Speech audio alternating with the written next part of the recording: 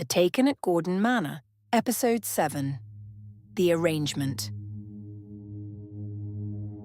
Late that night, long after the hamlet had grown quiet, Mrs. Moseley sat by her son's bedside in the darkness, holding his hand. She was dozing off when she felt it, a twitch, barely perceptible, but there. Her eyes flew open. "Enos?" she whispered. His finger moved again, just slightly, just enough. Mrs. Moseley's breath caught in her throat. "Enos, can you hear me? Son?" His eyelids fluttered. Not opening, not yet, but moving, trying. "Oh, God," Mrs. Moseley sobbed. "Oh, God, please, please come back to me." Enos's lips parted, a soft sound escaping them that might have been a moan or might have been the beginning of a word. Then his eyes opened, slowly, as if the lids were made of lead. His gaze was unfocused at first, staring at nothing, seeing everything and nothing all at once.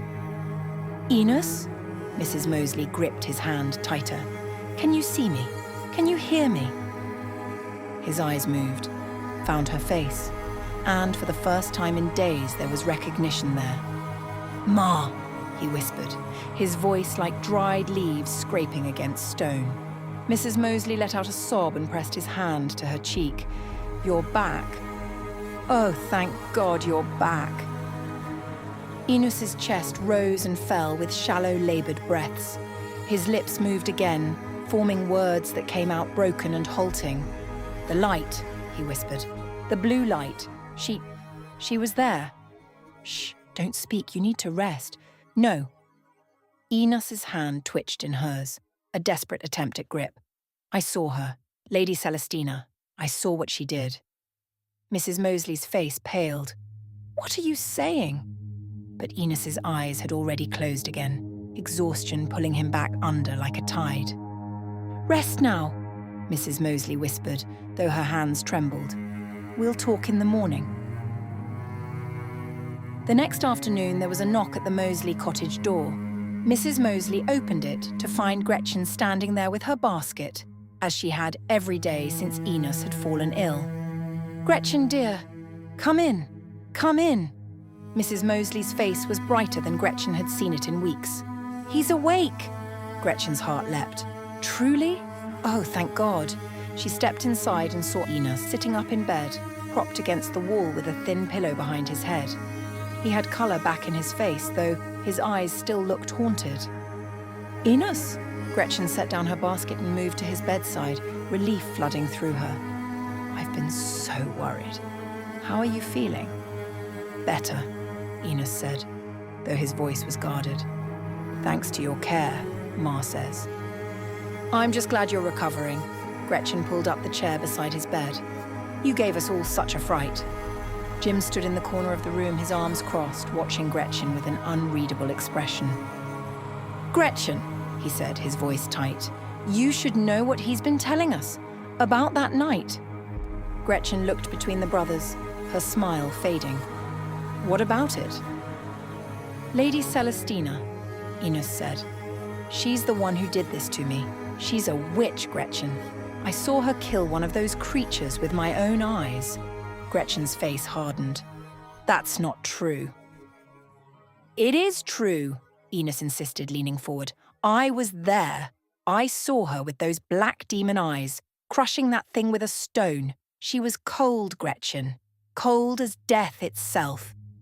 "You were sick," Gretchen said firmly. "You had a fever. You don't know what you saw." "I know what I saw." Enos's voice rose and he winced, his mother rushing to steady him. "Enos is right," Jim added. "I've seen those creatures too. I've felt what they can do. And if Enos says she was there, killing one of them, then what?"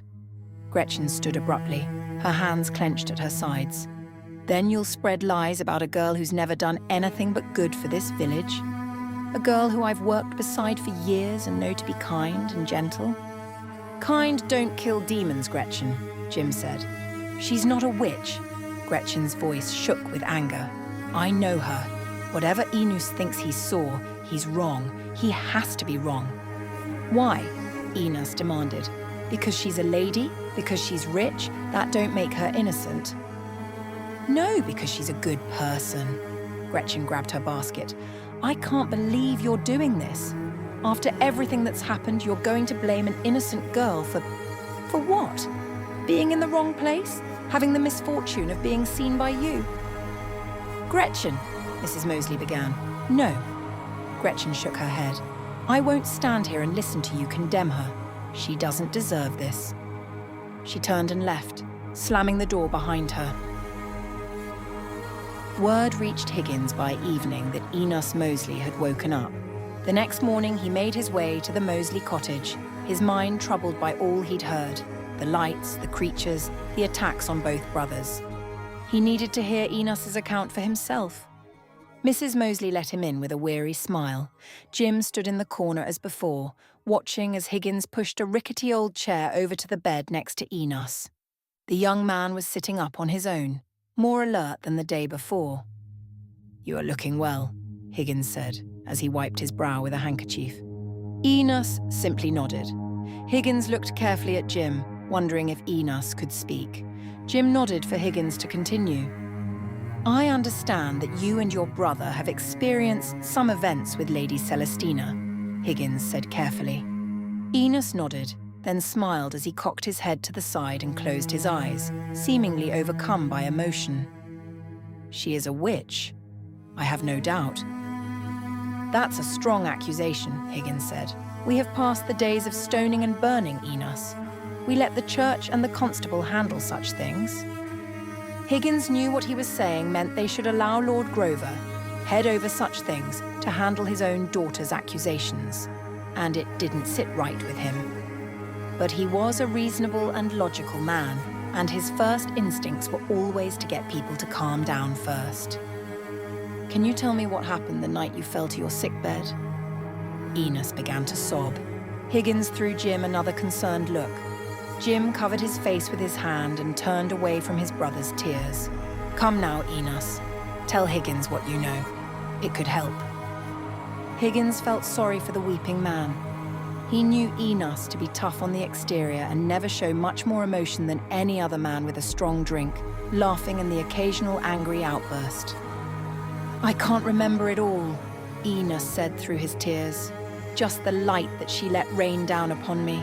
It bound me up and shook my bones and all. I couldn't move, and it stayed this way for so long my body lost the will to go on. What kind of light? Higgins pressed, but Enos was sobbing quietly again. I know what kind, Jim said soberly, because it happened to me too. Jim, I might be in the same state as him, were it not for the Reverend who saved me. Higgins stood and walked over to the corner of the room where Jim stood. He put a sympathetic hand on his shoulder. Go on, you know I won't be judging you. I were walking down the road when I saw a blue light floating like a lightning bug, Jim said. It was following me on the side of the road for about half a mile. Before I knew it, it was 2, then 3, then 4. They followed me through the woods until there was a big light coming from the sky, shining down like a pillar. There were these devils that chased me, and the light followed me too. I looked for sanctuary in the church, and the doors were locked. That's when the light grabbed me, just like Enos said. It takes hold of you, and you can't move, and shakes you to your very core until you don't want to live anymore. How did the Reverend save you? He pushed me out of the light and took me into the church where we hid until morning. Lord in heaven, Higgins said. What are these devils like? Can they be killed? They can be killed. Enos surprised Jim and Higgins with his clarity of voice. Both men turned to stare at him. They haunt me still, Enos continued, his eyes fixed on something far away. I can see what they do in my dreams. I heard one screaming in pain and agony last night as I tried to hide from the vision. He paused, his face contorting with the memory. I saw Lady Celestina kill it through its own eyes. She dropped a stone upon its frail body and crushed it. Jim and Higgins stared, speechless. What do you mean through its own eyes? Higgins asked carefully. Enos shook his head, frustrated. I don't know how to explain it. I saw it happening, but from different places. like I was watching from everywhere at once. Her eyes, my eyes, the creature's eyes. It was all jumbled together, confusing, like being in 3 places at the same time. "That doesn't make any sense," Jim muttered. "I know it doesn't." Enos's voice rose. "But that's what I saw. I watched her pick up that stone. I watched her bring it down. I heard the thing scream and she..." He closed his eyes. "She was as cold as the stone." The room fell silent. "This is madness," Higgins said finally, though his voice lacked conviction. "Yes," Enos agreed. "But that don't mean it didn't happen." Higgins stood, his mind reeling. "I need to think on this. Get some rest, Enos. We'll speak again soon." Gretchen found Higgins at the edge of the hamlet later that afternoon, near the old well where the women gathered to collect water. Her hands were still shaking from her confrontation with the Mosley brothers the day before. "Higgins!" she called out. He turned, surprised to see her so flustered. "Gretchen! What's wrong?" "Have you spoken to Enos?" she demanded. "Aye, just this morning. Why?" "Then you've heard what he's saying? About Lady Celestina? About her being a..." She couldn't bring herself to say the word. "A witch," Higgins finished for her, his face grave. "Yes, I've heard." "And you believe him?" Higgins was quiet for a moment, looking out over the hamlet. "I don't know what I believe anymore, Gretchen. Too many strange things have happened. The lights, the creatures, Enos and Jim both struck down in the same way, and now Enos says he saw Lady Celestina kill one of those things." "He's wrong," Gretchen said desperately. "He has to be wrong. I know her, Higgins. I've worked in that house for years. She couldn't." "People can surprise you," Higgins said gently, "especially when they're frightened or desperate." "So you do believe him?" "I believe Enos saw something that terrified him. Whether it was Lady Celestina or something that looked like her, I can't say. But I plan to speak with him again in a few days, once he's had more time to recover. Perhaps his memory will clear." "And in the meantime," Gretchen demanded, "what happens when word spreads? You know how this village talks." "I'll do my best to keep people calm," Higgins said. "But Gretchen, you must understand, if Lady Celestina truly is involved in this somehow, the people have a right to know, for their own protection." "She's not involved," Gretchen's voice rose. "She's a victim, just like Enos, just like Jim. Can't you see that?" Neither of them noticed the woman standing near the well, her water bucket forgotten in her hands as she listened to every word. Mrs. Fletcher, the biggest gossip in the hamlet.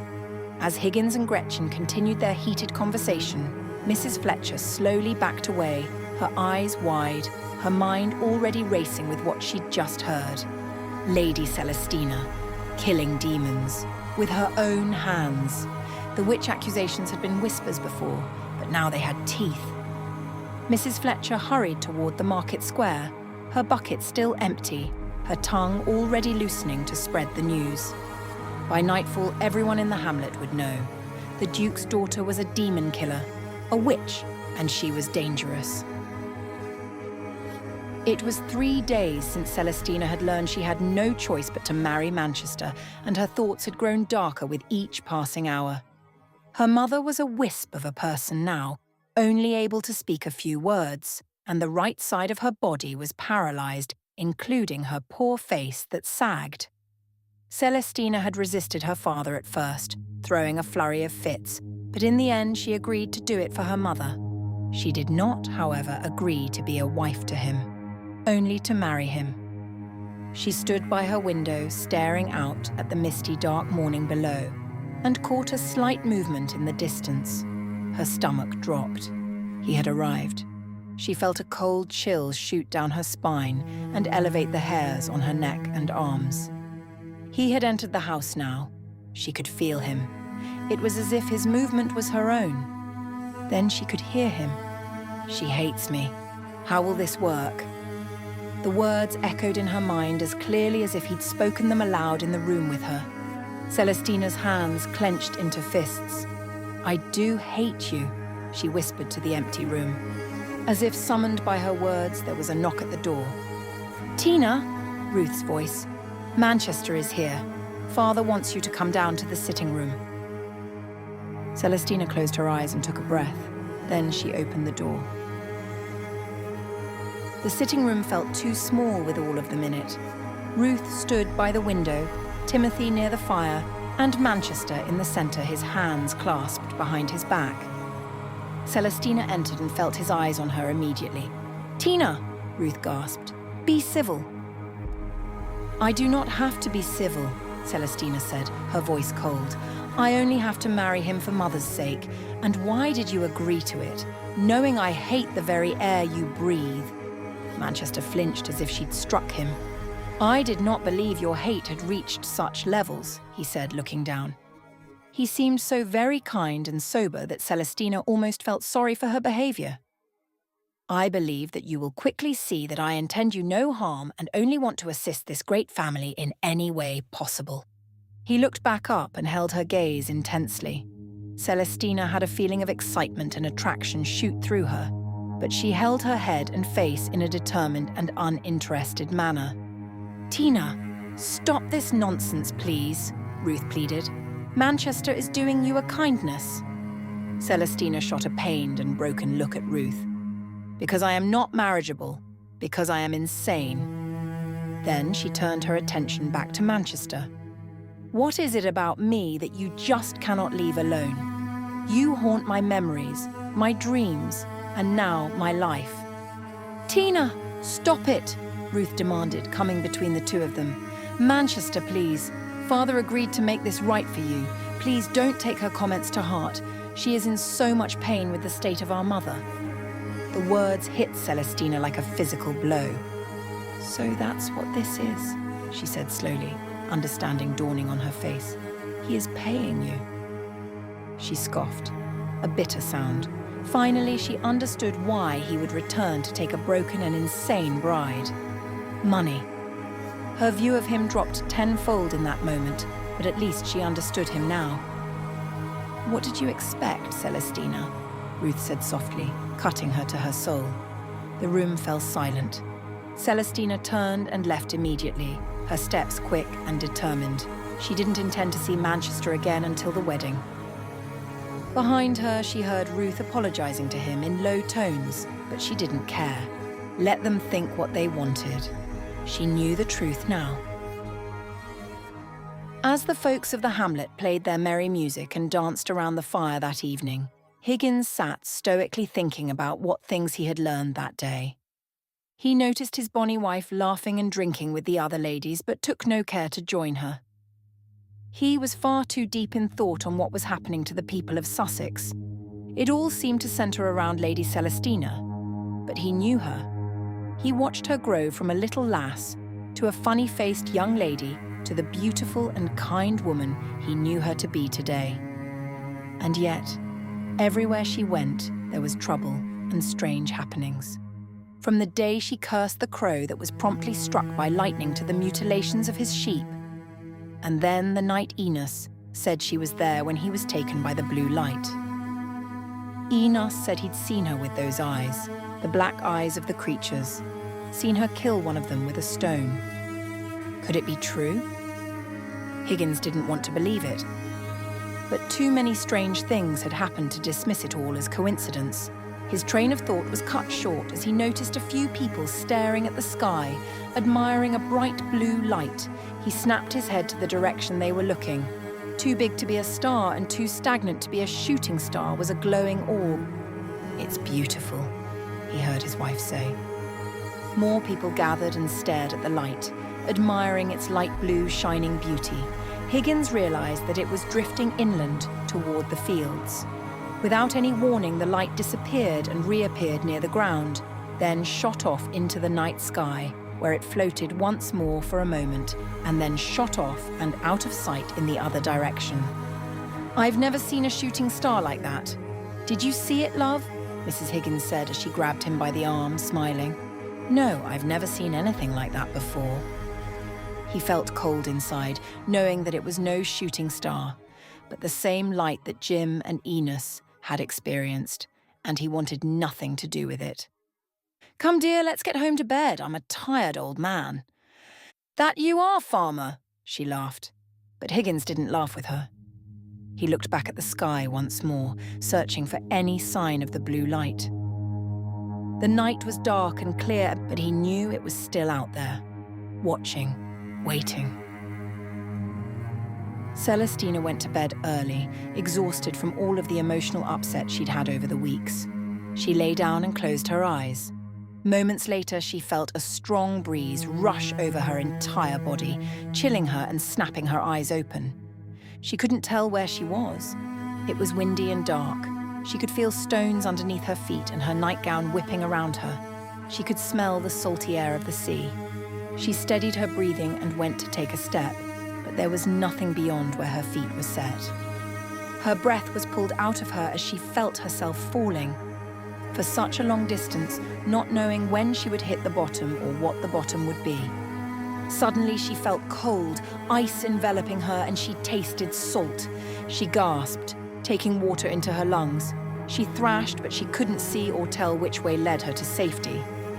Everything was black, hopeless, and dampened by the heavy weight of the water.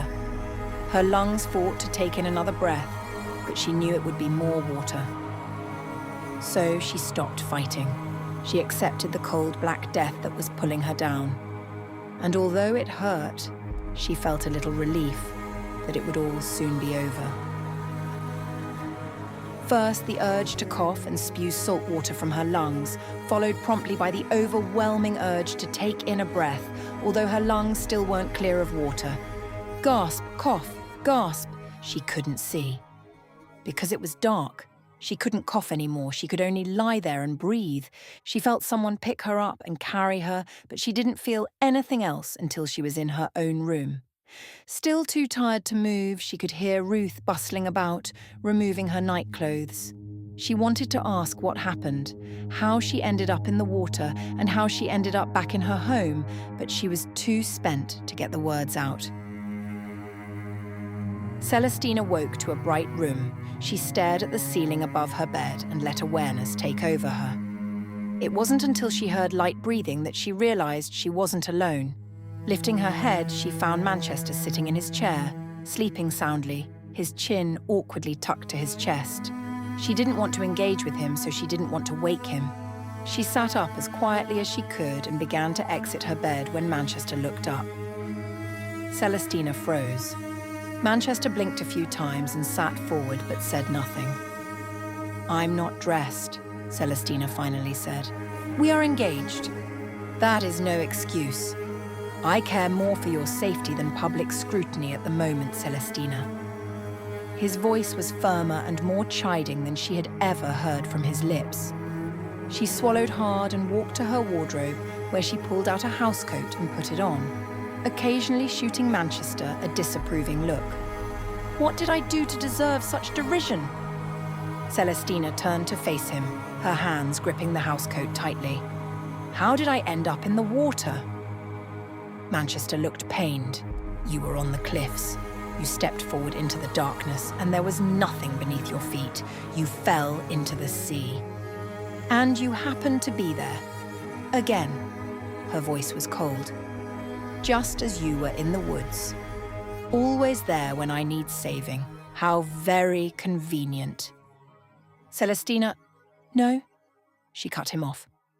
I've been thinking about this, ever since the woods. You are always precisely where you need to be to come to my aid, always watching, always knowing where I am, what's happening to me. She took a step toward him. You say you've been taken as I have, that you understand my suffering. But what if that's a lie? What if you're aligned with them? Manchester's face went pale. That's not... Isn't it? Celestina's voice rose. You appear in my nightmares with those same black eyes.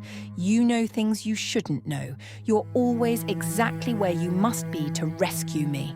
Perhaps you're not a victim at all. Perhaps you are one of them. I'm not. Manchester stood, his hands raised. Celestina, I swear to you, your swearing means nothing. She was trembling now. I've seen you with those eyes. I see you in my dreams standing amongst those creatures. And then I wake, and you're here. in my chamber, watching me sleep like what? Like you're studying me, the way they study me. Her voice cracked. How am I to know you don't report to them? How am I to know you're not part of whatever they're doing to me? Manchester's jaw tightened. Because I would sooner die than see you harmed. You say as much, but I was on the cliffs, Manchester interrupted, his voice urgent. Last night. I go there sometimes to think, to be alone. I was standing near the edge when you simply appeared. Out of nowhere in the darkness, you took one step forward and there was nothing beneath you and you fell. Celestina stared at him. You expect me to believe that's mere coincidence? No. Manchester's expression changed, understanding dawning on his face. No, it's not coincidence at all. He turned away from her, running his hands through his hair. What? Celestina demanded. What is it? They put you there. Manchester's voice was hollow. Don't you see? I was on the cliffs. They knew I was there, and they placed you beside me. They were trying to... He turned back to face her, his face stricken. They were trying to connect us again, to put us in the same place. That's what they've been doing all along. That makes no sense. It makes perfect sense. Manchester's voice was anguished. They've been doing this since we were children, putting us in the same places, making sure our paths cross. That's why I found you in the woods that night. That's why I was at your debut ball. That's why...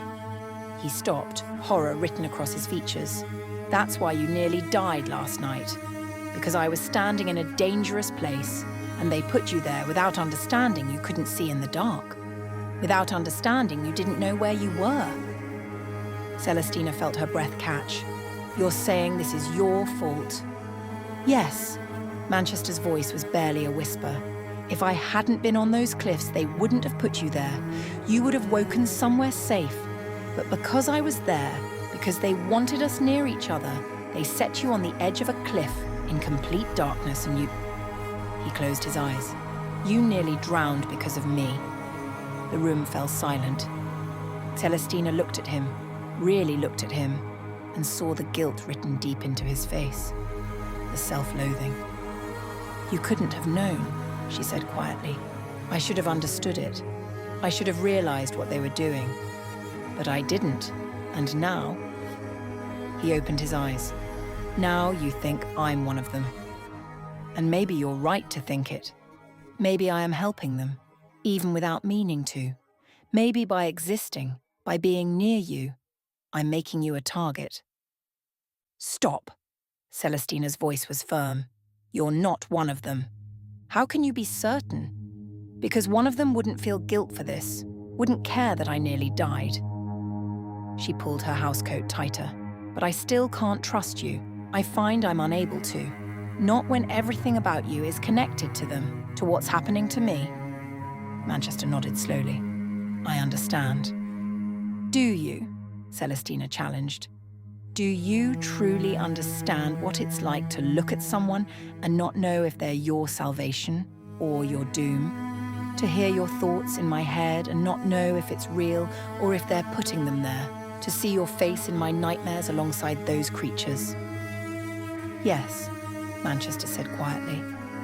I do understand it. Because I see you in my nightmares too. And I never know if the you I'm seeing is really you, or if it's what they want me to see.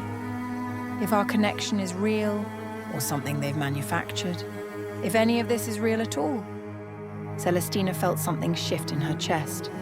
A slight loosening of the tight knot of fear and suspicion. I'll marry you, she said, for my mother's sake. But I won't be a wife to you. I can't. Not until I understand what's real and what they've made us believe. I'm not asking you to be, Manchester said. I'm only asking that you survive, that we both survive whatever they have planned for us. A memory flashed through Celestina's mind then, sudden and vivid. She was in the woods again. A memory, sudden and visceral, crashing over her like a wave. She was in the woods, the same woods from that night. The night Manchester had found her running and bleeding. But this was before the chase, before the terror. She had woken up on the cold ground, leaves beneath her back, the taste of metal in her mouth. Her nightgown was already torn, her feet already cut from whatever had happened before, whatever they had done to her while she was gone. But she wasn't frightened. She was angry, furious that they had done this to her again, that even now, at 20 years old, they still took her from her bed and brought her back here like discarded rubbish. She sat up, her hands clenched into fists. That's when she heard the rustling, something moving through the undergrowth. Not large, not threatening, almost laboured. She stood up and walked toward the sound, her torn nightgown catching on branches. There, in a small clearing, was one of them, but it wasn't standing tall and terrible like the others she'd seen in her dreams. It was crouched low to the ground, almost curled in on itself. Its grey skin seemed paler somehow, damaged, and its eyes. Those enormous black eyes were looking up at her, not with malice or curiosity, but with something that looked almost like wonder, or confusion, or perhaps just emptiness. It didn't move, just stared. Celestina's hand found a rock, large and heavy, too big to lift easily. She didn't think, didn't hesitate. All the fear, all the confusion, all the years of not understanding what was happening to her, it all focused into this one moment. She hoisted the rock above her head and brought it down on the creature with all her strength. The creature made a sound, high and keening, like wind through a crack in a wall, and then went silent. Its frail body crumpled beneath the stone. It was done, until it stopped making that horrible sound. She stood there, breathing hard, the rock still in her hand, and turned to leave. That's when she saw him. Enos Moseley, standing at the edge of the clearing, his face pale in the moonlight, his mouth open in a silent scream. And his eyes were black, completely black, just like the creature's. She could see herself through his eyes, see the rock next to the creature's broken body at her feet, see her own face cold and expressionless. But she could also see him through her own eyes, see his terror, see him stumble backward, and beneath it all, she could feel something else, something watching, looking through both of them at once, seeing through her eyes and his eyes and the dying creature's eyes all at the same time, their thoughts bleeding together like ink in water. Enos turned and ran, and then the blue light came for him. Celestina watched as it descended on him in the distance, binding him where he stood. She could feel his terror as if it were her own, see herself standing in the clearing through his frozen eyes. Celestina stood there in the clearing, her vision splitting and reforming, until finally the black faded from her eyes, and she was alone again. Alone with what she had done. The memory released her. Celestina was back in her bedroom staring at Manchester, her hands gripping the edge of the wardrobe to keep from falling. The black eyes, she whispered. I can remember what he saw, what the creature saw, as if I was he or it. I don't understand. It's as if all our memories are one inside of my memory.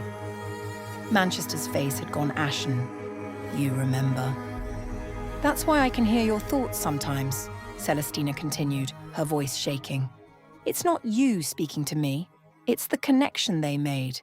By being in both our heads so often. They've linked us. Yes, Manchester said quietly, and they're not done with us yet. To be continued.